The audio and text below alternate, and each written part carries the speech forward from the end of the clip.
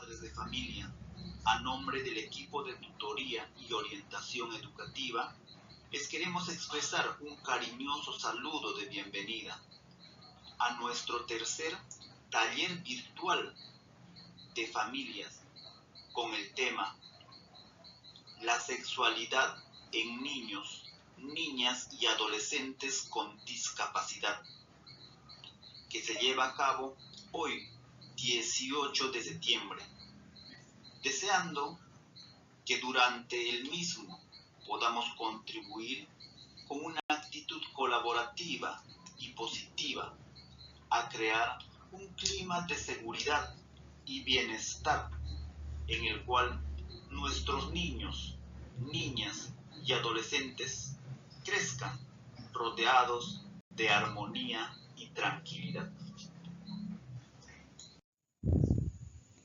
Bien, señores padres de familia, madres de familia, tengan ustedes muy buenas noches. Señora directora, profesora Sara Leovina Vázquez Paredes, el día de hoy vamos a dar inicio a nuestro tercer taller.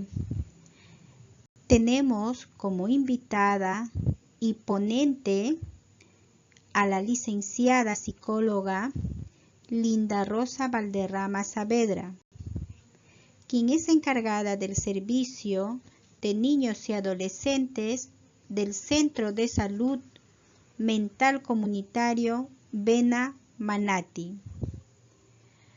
La licenciada cuenta con un diplomado en educación inclusiva para niños con TEA y síndrome de Down, con un diplomado en psicología clínica e intervención psicoterapéutica, con una especialización en psicoterapia cognitiva conductual, con una especialización en salud mental comunitaria, con una especialización en violencia contra las mujeres e integrantes del grupo familiar. Pero antes de dar inicio a nuestro tercer taller, vamos a definir qué es la discapacidad y qué es la sexualidad. La discapacidad es la falta o limitación que una persona puede presentar, ya sea física, mental, intelectual o sensorial, que a largo plazo afecta la forma de interactuar y participar plenamente en la sociedad. Muchas veces la discapacidad imposibilita el desarrollo normal que la persona pueda realizar mediante sus actividades. Muchas veces también la discapacidad es una condición que hace que una persona presente muchas dificultades para que pueda desarrollar sus tareas cotidianas. Pero sin embargo, la discapacidad no impide que experimente al discapacitado el deseo sexual. Tampoco impide a que pueda expresar su sexualidad de diversas maneras.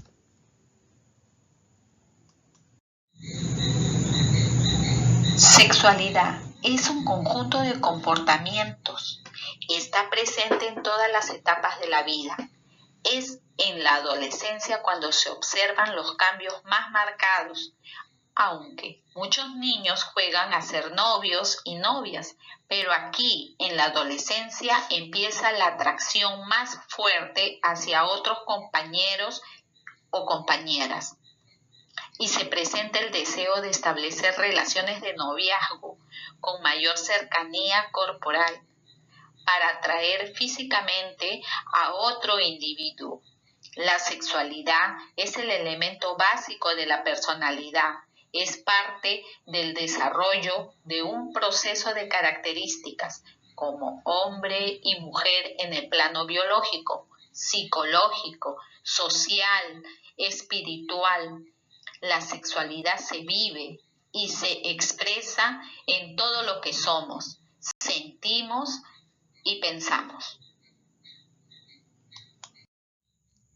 Pues damos pase a nuestra ponente del taller, a la licenciada Linda Rosa Valderrama Saavedra, quien abordará el tema de la sexualidad en niños y adolescentes con discapacidad, esperando cumplir y responder con sus expectativas, estimados padres, madres de familia.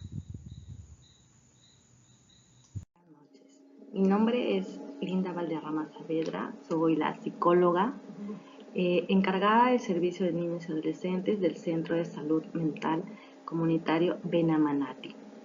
En esta oportunidad, en esta noche, quisiera saludar a todos los papitos y mamitas del CEBE y para comentarles un poco acerca de este tema que es sexualidad en niños, niñas y adolescentes con discapacidad.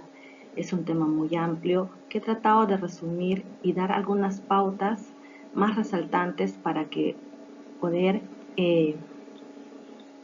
ayudar a nuestros niños de alguna forma en este tema. La sexualidad es parte esencial pues de los seres humanos. No se reduce al impulso o al deseo sexual de cada individuo, sino que abarca al sujeto en sus aspectos biológicos, psicológicos, sexuales y emocionales.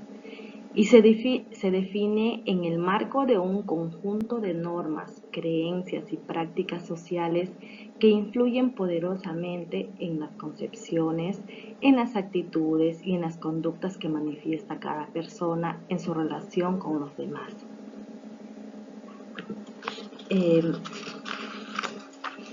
Como todos los individuos, las personas con discapacidad poseen un cuerpo sexuado que experimenta sensaciones, emociones, deseos, erotismo y placer, y que se relaciona con otros construyendo en el transcurso de la vida su identidad como hombre o como mujer. Las personas con discapacidad también pueden amar y ser amadas y experimentar una vida sexual satisfactoria que tendrá su especificidad considerando sus posibilidades y limitaciones. Pero la existencia de prejuicios y creencias generalizadas, aunque erróneas, de que son asexuadas, que no tienen interés en lo erótico, que no son atractivos para otras personas y que por lo tanto debe relacionarse entre ellos y no con otros sujetos normales, entre comillas, ¿no? Entre otras, han transformado su sexualidad en un ámbito plagado de tabúes y prohibiciones.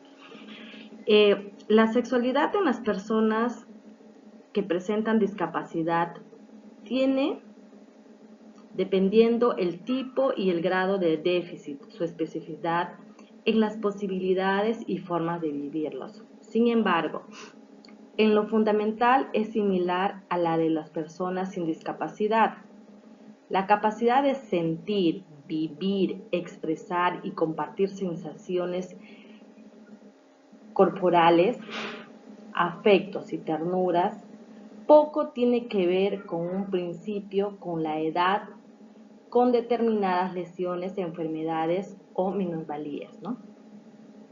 El sexo forma parte de nuestra vida y no tiene sentido, pues, escindirlo de ella, pues, ¿no? La sociedad tiene entonces, ¿no?, que aprender no solo a vivenciar y respetar el derecho a la sexualidad de las personas con discapacidad, sino también a darle las posibilidades de educarse sexualmente para poder ejercerlas y vivirlas satisfactoriamente.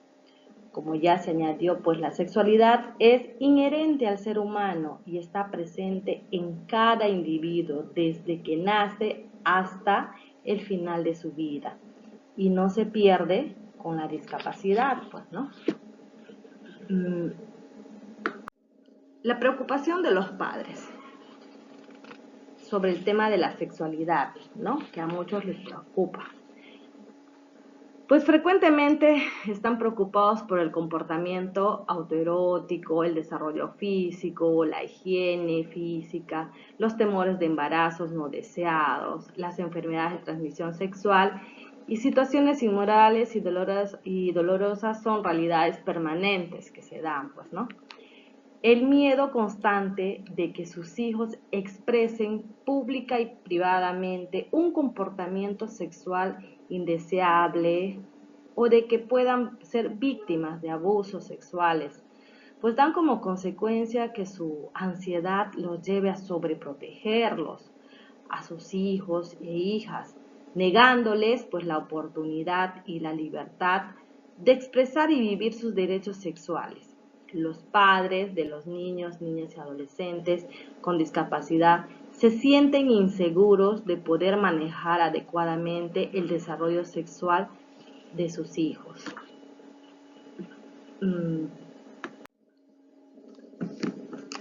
También tenemos ideas pues y creencias que hacen difícil educar en sexualidad a nuestros niños, niñas y adolescentes.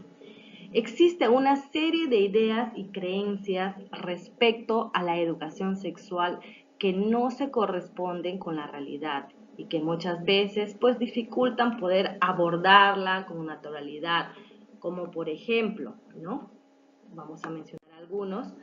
El mito que educar en sexualidad es darle permiso a los adolescentes para tener relaciones sexuales, ¿no?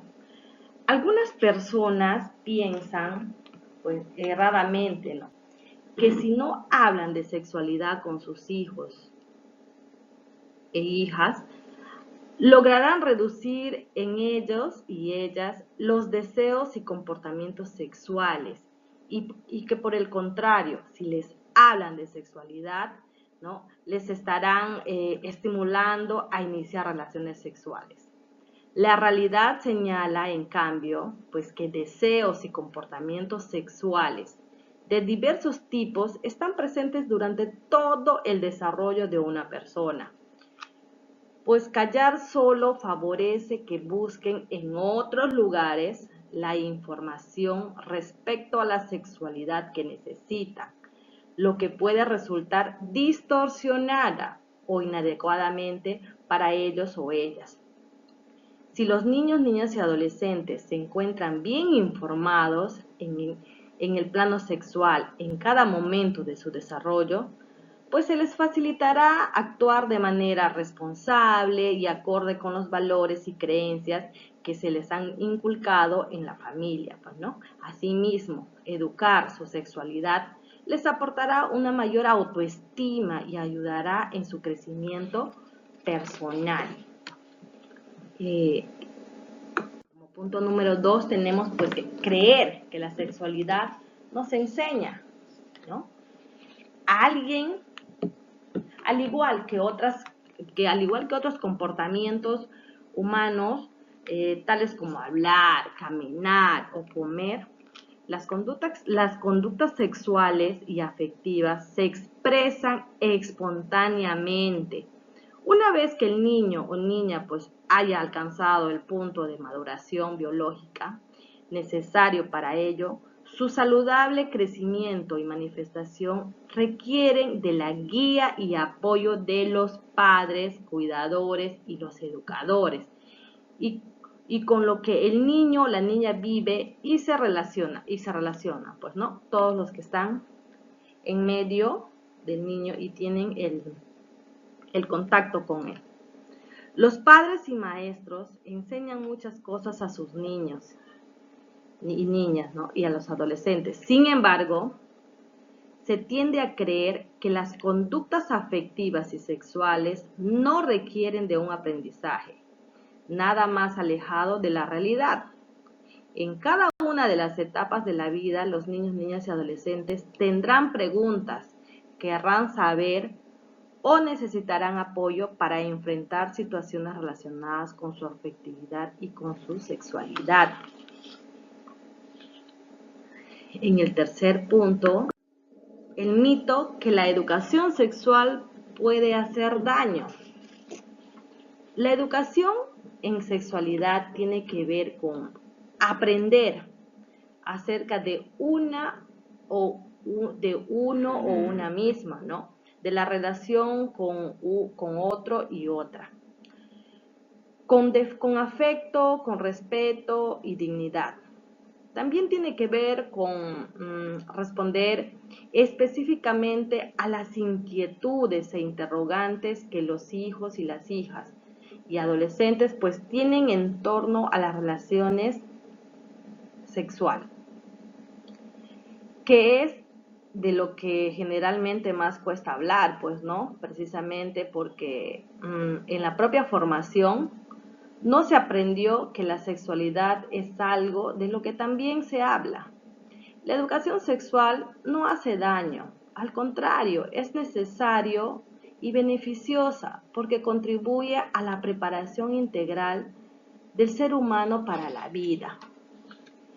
En el punto 4, creer que hay un momento para hablar de sexo con los hijos, ¿no?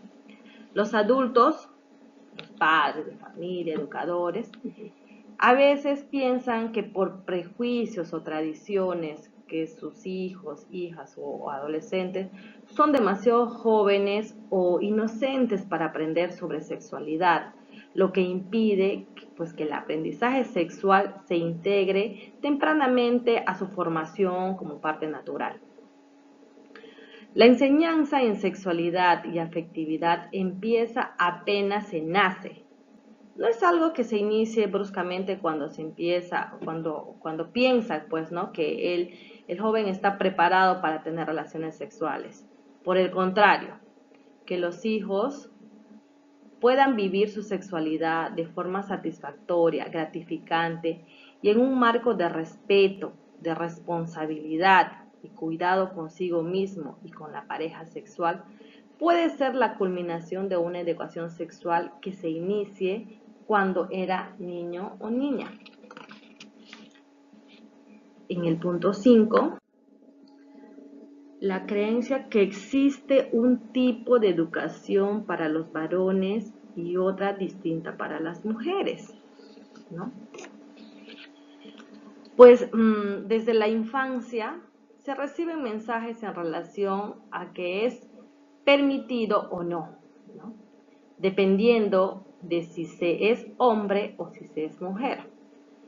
Así se aprende a hacer ciertas cosas o a hacer de determinada manera si se es varón y de otra manera si se es mujer.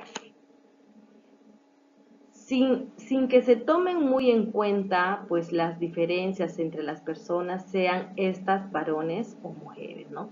Muchas de estas imposiciones han significado desigualdad, especialmente para las mujeres, pues ya que en esta división de posibilidades de hacer y de ser según el sexo biológico, los hombres han gozado de más privilegios y las mujeres de mayores restricciones, aunque arriba se han visto perjudicados en su desarrollo. Hoy día, cuando un gran porcentaje de mujeres trabaja fuera del hogar, se comprende que las tareas del hogar pueden ser asumidas por la familia en su conjunto y no tienen que ser responsabilidad exclusiva de las mujeres. Así también el ingreso que la mujer aporta al hogar permite pues que los hombres puedan destinar tiempo y espacio a la familia y a desarrollar en un ambiente que antes era exclusividad de las mujeres.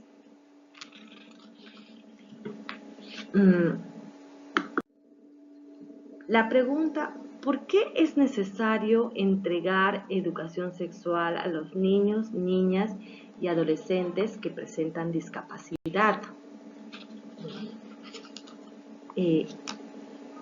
¿Por qué? Porque son personas con menos conciencia de riesgo y más dificultades para llevar a cabo prácticas sexuales seguras, que las protejan de otros riesgos, además del embarazo no deseado.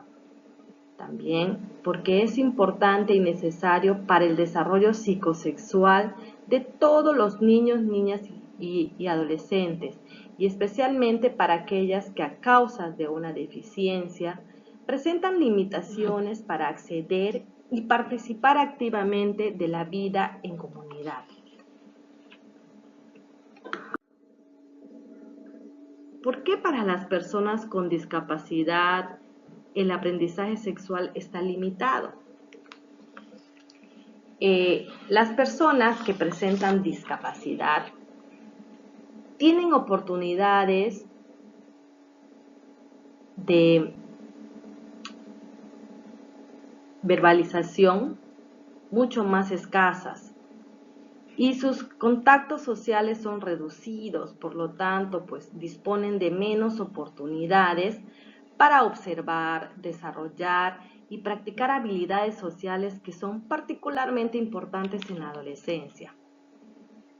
Pierden con frecuencia información valiosa, sutiles mensajes verbales y no verbales de la relación entre sus pares, en la televisión y en la escuela.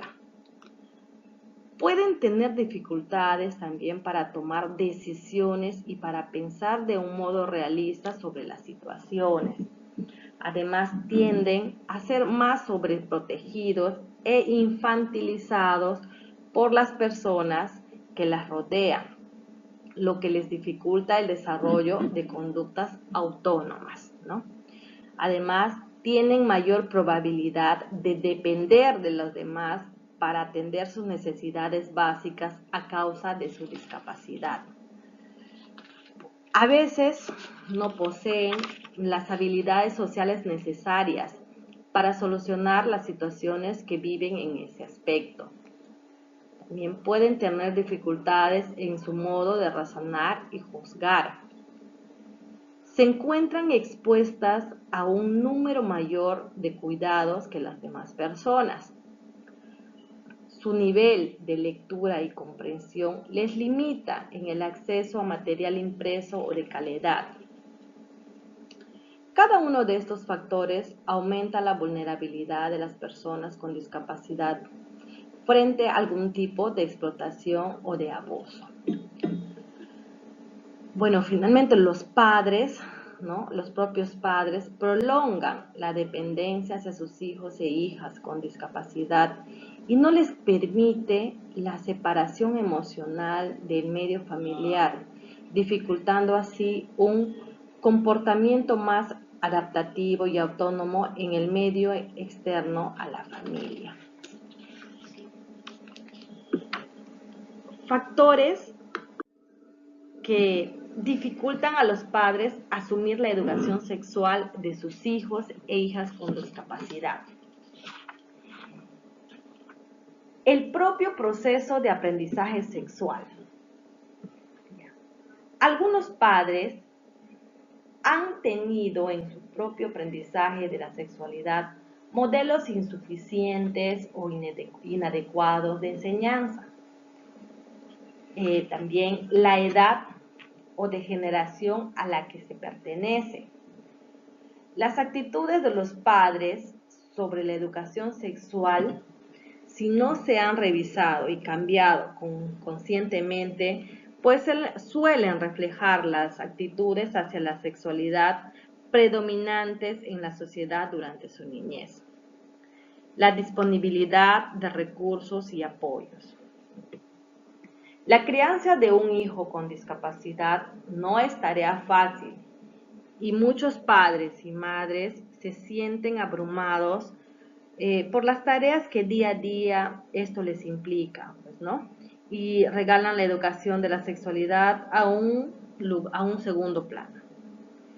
Y cuando se sienten dispuestos, la comunidad les ofrece pocos recursos que realmente les ayuden pues a abordarla, lo que les hace difícil enseñar sobre sexualidad y abandonar esta tarea. La discapacidad del niño, niña y adolescente. Las habilidades y limitaciones del niño, niña y adolescente influyen directamente en que las personas lo perciban o no como un ser sexual. Pues a menudo, cuando mayor sea la discapacidad, menor probable será que la familia sienta la necesidad de abordar temas relacionados con su sexualidad. Tenemos algunas sugerencias para trabajar la educación sexual de los niños, niñas y adolescentes con discapacidad. Tenemos sugerencias para los educadores, para los maestros, las maestras, para trabajar con la familia, ¿ya? El educador debe tener en cuenta que si bien no es necesario pues que sea un experto en el tema de sexualidad, sí juega un papel muy importante como facilitador o facilitadora, ¿no? En la creación de una atmósfera propicia para que los padres pues puedan dialogar y compartir experiencias de educación sexual de sus hijos. Su papel es favorecer el surgimiento de dudas, errores, inquietudes y trabajar sobre ellos, pues generando confianza y articulando compromisos de participación conjunta. El educador debe observar cómo se aproxima la familia al tema sexual. Esto es importante. Si lo enfrenta y genera estrategias de acompañamiento para con su niño o niña, ¿no?, con discapacidad, o por el contrario, pues lo alude o lo niega. Muchas veces sucede eso con los papitos.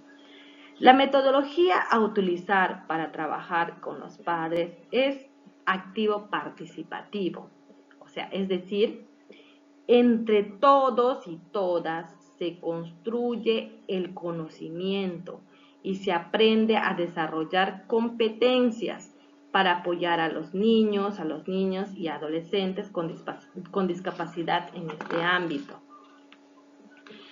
El educador debe facilitar un clima de confianza que transmita actitudes esperadas como, por ejemplo, honestidad para mostrarse y reconocer las propias dudas, temores, inquietudes frente al tema sexual y a la sexualidad de los hijos e hijas con discapacidad. Aceptación del niño o niña, ¿no?, como legítimo, aunque sea diferente. Disposición a compartir y aprender de los y las demás. No siempre se tiene la razón en lo que se piensa o se cree, ¿no?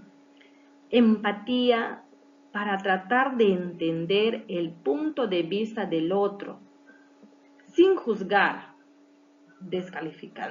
sin descalificarlo o desconfirmarlo, ¿no? Estar abierto al cambio de actitudes, de posturas y conductas.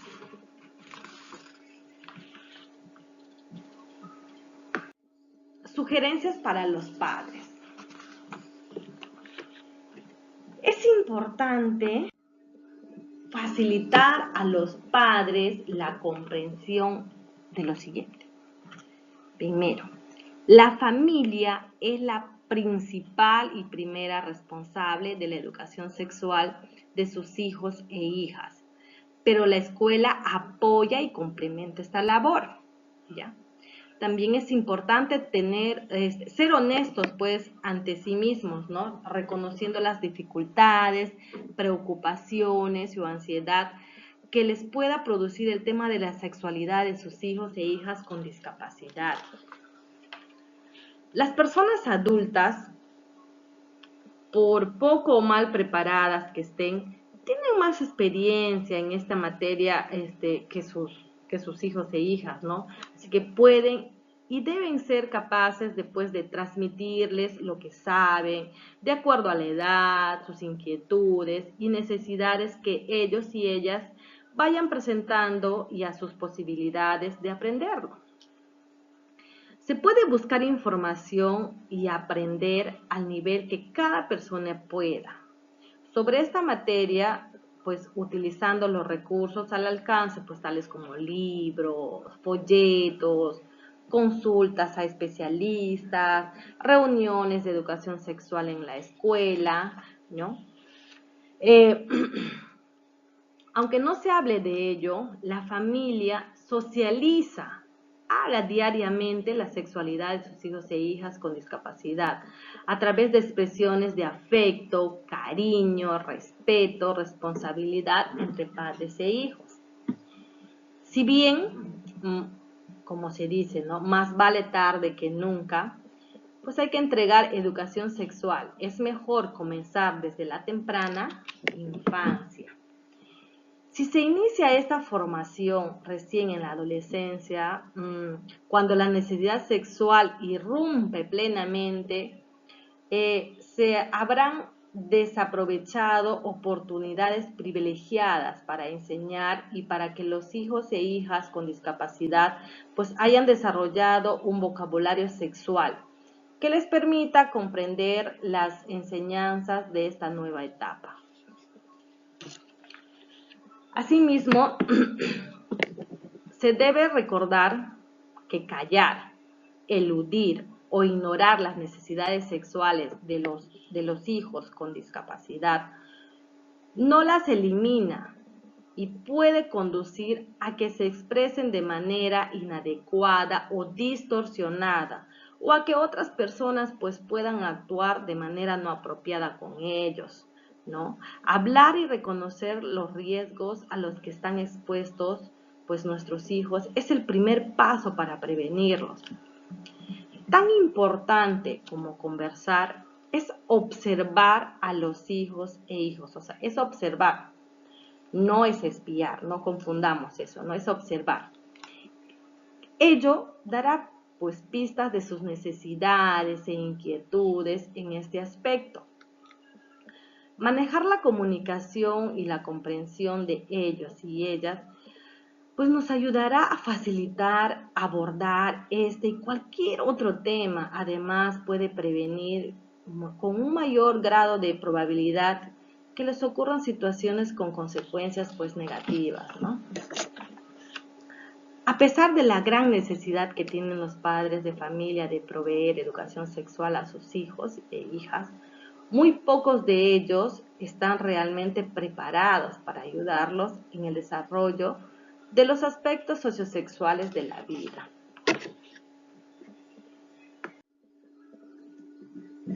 Algunos temas claves en la educación sexual que uno debe conocer como padre y manejarlo, pues, ¿no? Es, por ejemplo, la enseñanza del cuerpo. ¿Ya? Los niños, niñas y adolescentes, también aquellos que presentan discapacidad, ¿no? Desde pequeños manifiestan una curiosidad natural sobre sus cuerpos y su funcionamiento, pues, ¿no? Si se les enseña tempranamente el conocimiento de su cuerpo, pues incluyendo sus órganos genitales, aprenderán a vivirlo con pues mayor naturalidad y sin los sentimientos de culpa o vergüenza que frecuentemente se asocia con el mismo, pues, ¿no? Si se les ayuda a nominar con las palabras correctas sus genitales, así como las diferentes partes de su cuerpo, se les podrá lograr enseñar a cómo actuar y desenvolverse en relación a ellas y a los procesos fisiológicos que experimentan, ¿no? El siguiente, tocar o estimular partes íntimas. Una de las preocupaciones de los padres y educadores de niños o niñas con discapacidad es que estos actúen espontáneamente a sus necesidades sexuales, se toquen sus genitales en público o en momentos inapropiados, ¿no?, para ellos, apareciendo como inadecuados o ofensivos para el medio social. Teniendo la preocupación de no agredirlos por manifestar su curiosidad o expresar sus necesidades, es muy importante enseñarles desde muy pequeños a distinguir las conductas privadas de las conductas públicas, especialmente en el ámbito de la sexualidad. De lo contrario, pues resultará más difícil lograrlo en la adolescencia, cuando la necesidad sexual ya irrumpa plenamente la intimidad y privacidad. La noción de intimidad se debe enseñar desde la infancia.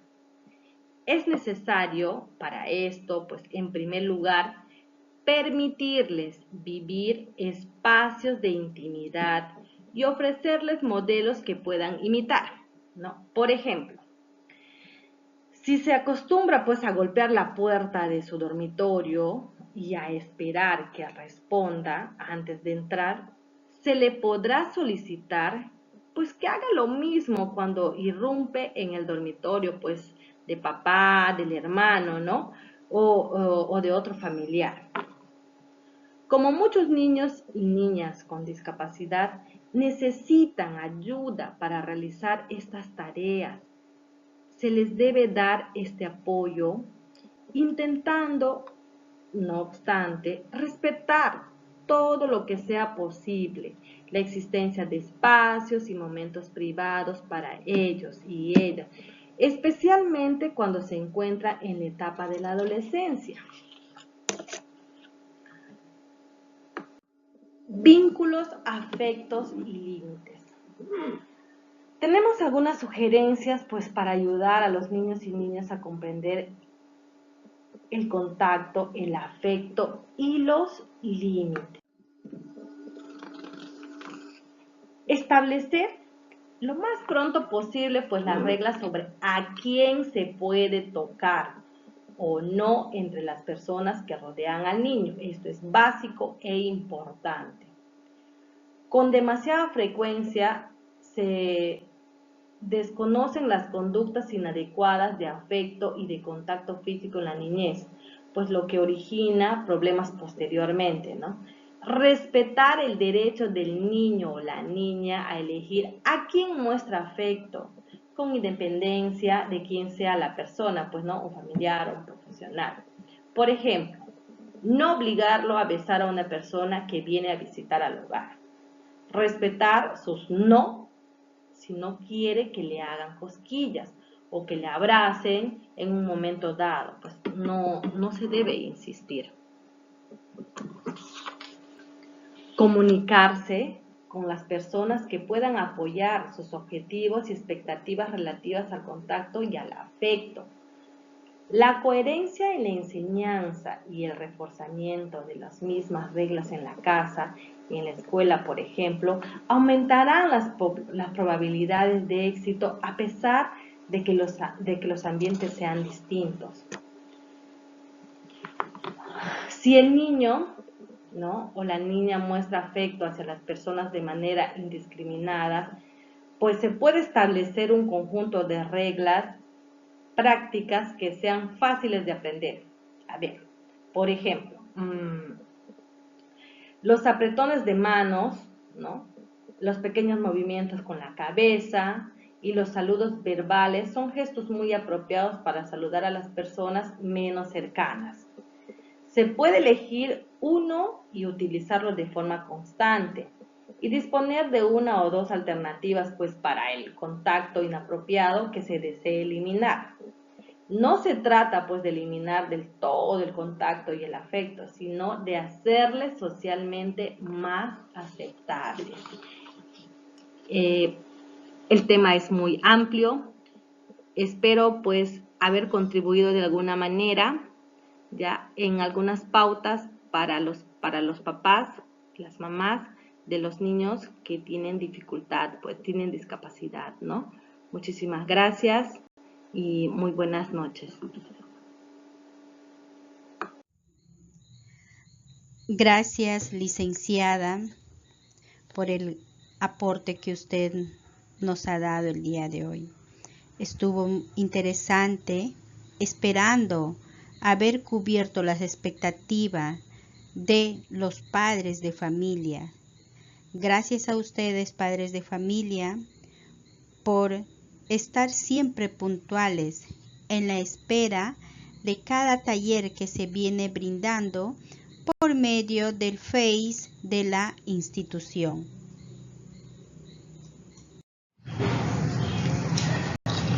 Queridos padres de familia, les invito a participar de nuestro próximo taller número 4, donde estaremos abordando el tema de la prevención del abuso sexual en niños, niñas y adolescentes, que se realizará el día 23 de octubre. No se olviden, el día 23 de octubre. Gracias, hasta la próxima. Desafortunadamente, el tiempo se nos ha agotado. Cuiden y conversen con sus hijos, hijas, siempre con la guía y el ejemplo como padres que deben darles. Gracias, licenciada Linda Rosa Valderrama Saavedra, por su ponencia y por compartir su experiencia con nosotros. Dios la bendiga.